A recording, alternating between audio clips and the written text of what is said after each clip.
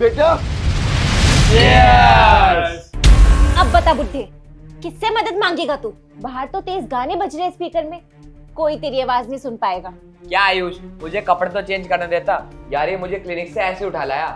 हाँ भाई, मुझे भी चेंज नहीं करने दिया, पुलिस की ड्रेस में उठा लिया है। अरे यार तुम्हें तो पता ही है कि मुझे फौज से छुट्टी ही नहीं मिलती। अब जैसी छुट्टी मिली तुमसे मिले बिना रहा ही नहीं गया, तो बस ऐसे ही उठा लाया। कोई बात नहीं भाई, आज जम के पार्टी करते हैं। नहीं बहू, मुझे माफ कर दे, मैं किसी को कुछ नहीं बताऊंगा।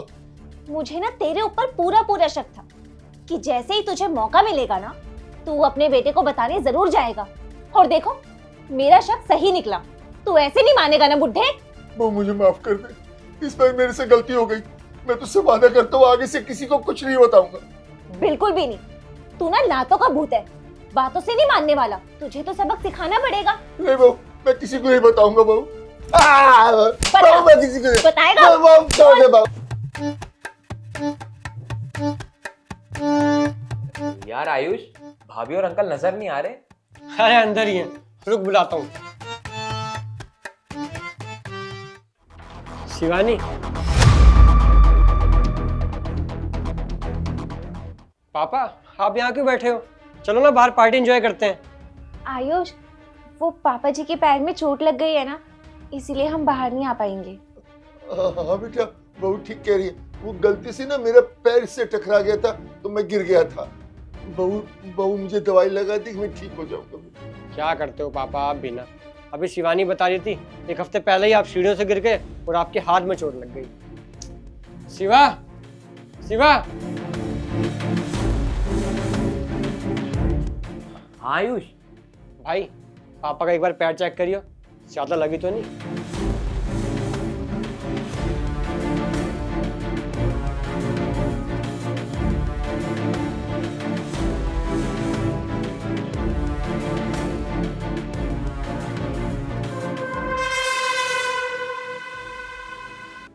अंकल, यहाँ दर्द हो रहा है क्या?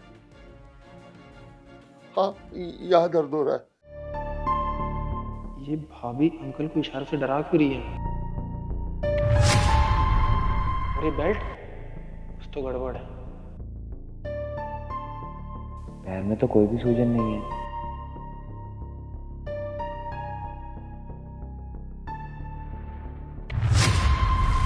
ये मारपीट का निशान है। भाई कोई परेशानी की बात नहीं है, नॉर्मल सी चोट है, दवाई लगाएंगे ठीक हो जाएंगे। हाँ डॉक्टर साहब, आप टेंशन मत लो, मैं लगा दूंगी पापा जी को दवाई। और आप लोग जाओ ना, अपनी पार्टी एंजॉय करो। मैं हूँ यहाँ पर पापा जी का ख्याल रखने के लिए। थैंक यू शिवानी, तुम मेरे पापा का कितना ख्याल रखती हो। मैं बहुत खुशनसीब हूँ जो मुझे तुम्हारी जैसी बीवी मिली। चल भाई।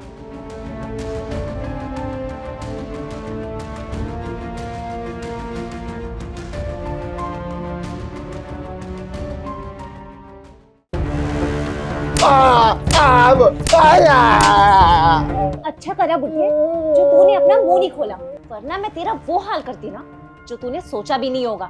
मार ले तू, जितना मारना मार, बस मुझे एक मौका मिलने दे। मैं अपनी बेटी को सब कुछ बता दूंगा। और मार मुझे, जितना मारना मार ले। ईश्वर तेरा भी हिसाब करेगा एक दिन, याद रखना।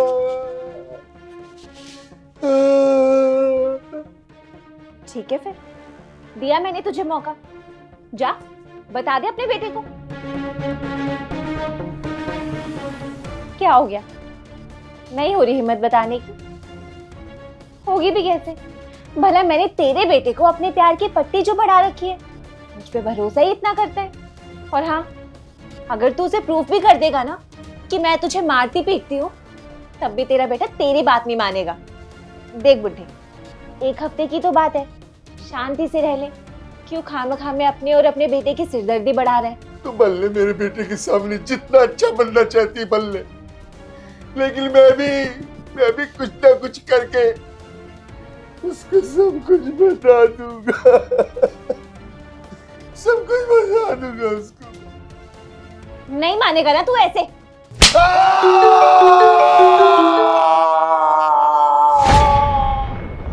खाना कैसे बंद हुआ? पापा, पापा क्या हुआ आपको? आप चिल्ला क्यों रहे थे? बेटा, बेटा तेरी बीवी मुझे बेल्टों से मार रही है। पापा जी आप झूठ क्यों बोल रहे हो? आपके पैर में दर्द हो रहा था ना, इसीलिए आप चिल्लाए। और मैं तो आपके लिए दवाई ढूंढ रही थी। पापा ये क्या बोल रहे हो आप? शिवानी आपको क्यों मारेगी? वो तो आपका इतना ख्याल रखती है। बेटा, बेटा तू मेरी बात का यकीन कर। अरे मैं जो कह रहा हूँ सच है, ये मुझे मारती बेल्टों से। पापा आप कुछ भी अनाप शनाप बोले जा रहे हो। शिवानी आपका इतना ख्याल रखती है, आपको अपने पापा की तरह मानती है, लेकिन फिर भी आप इसके बारे में ऐसा कैसे बोल सकते हो? बेटा, बेटा मैं तेरी कसम खाता हूँ, मैं जो कह रहा हूँ मैं सच कह रहा हूँ। आयुष, अंकल बिल्कुल सच कह रहे हैं, भाभी ने अंकल को मारा है। अरे क्या हो गया आप सबको? मेरी बीवी के खिलाफ अनाप शनाप बोले जा रहे हो। जब मैं अंकल के पैर चेक कर रहा था ना, मैंने उनके हाथों पर मारपीट के निशान देखे थे।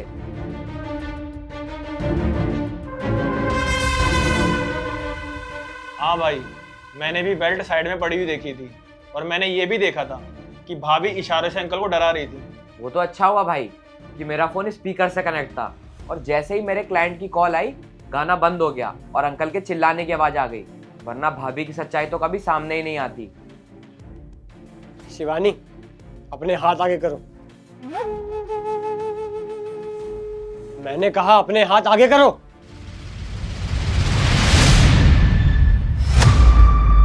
मतलब जो भी ये सब बोल रहे हैं वो सब सच है? हाँ, यही सब सच है। और मैंने ही तुम्हारे बाप के साथ मारपीट भी की है। तुम मुझे बताओगी कि तुमने मेरे पापा के साथ मारपीट क्यों करी? तो और मैं करती भी क्या?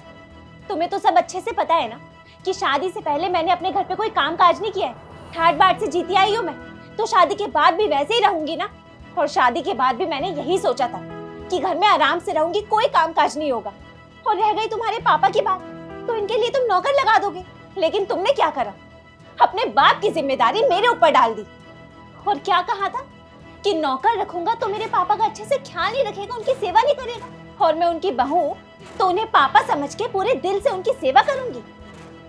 एक बात और, तुम्हारे पापा को मैं कोई मारना पीटना नहीं चाहती थी, सब कुछ अच्छे से चल रहा था। लेकिन जैसे इनको पता चला ना कि इनका बेटा घर पे आने वाला है, इनके तो तेवर ही बदल गए। ये चाहते थे कि मैं इनका कामकाज करूं, इनकी सेवा करूं, इनके आगे पीछे घूमूं और ये बैठकर बस आराम करें। तो बस फिर लगा दी मैंने भी 2-4 बेल्टें। शर्म आनी चाहिए तुम्हें। तुम्हारी जैसी घटिया लड़की मैंने आज तक नहीं देखी। तुमने ना मेरे भरोसे का फायदा उठाया है। सिर्फ तुम्हारे चक्कर में अपने पापा से लड़ा हूं मैं कि नहीं, शिवानी तो ऐसा कर ही नहीं सकती। तुम पे कितना भरोसा करता था मैं। सिर्फ तुम्हारे भरोसे पे अपने पापा को यहाँ छोड़ के जाता था कि जब मैं वहाँ फौज में रहूंगा तो तुम मेरे पीठ पीछे मेरे पापा का ख्याल रखोगी। लेकिन मुझे नहीं पता था कि तुम अपने ऐशो आराम के चक्कर में मेरे पापा के साथ मारपीट करोगी। मेरे पापा की गलती क्या थी? तुम्हें अपनी बेटी बना के इस घर में लाए थे। तुम पे आज तक कोई भी रोक टोक करी, लेकिन बदले में सिर्फ तुमसे इतना मांगते थे कि तुम भी इनकी सेवा करो, इनका ख्याल रखो। खैर छोड़ो, मुझे लग नहीं रहा कि तुम्हें समझाने का कोई भी फायदा है, क्योंकि तुम्हारे चेहरे पर जरा भी पछतावा दिख नहीं रहा। कोई बात नहीं, तुम्हें अपनी जिंदगी जीनी है, ऐशो आराम से जीनी है, तो अपने घर जाके जियो। मैं आज ही तुम्हें डाइवोर्स देता हूँ।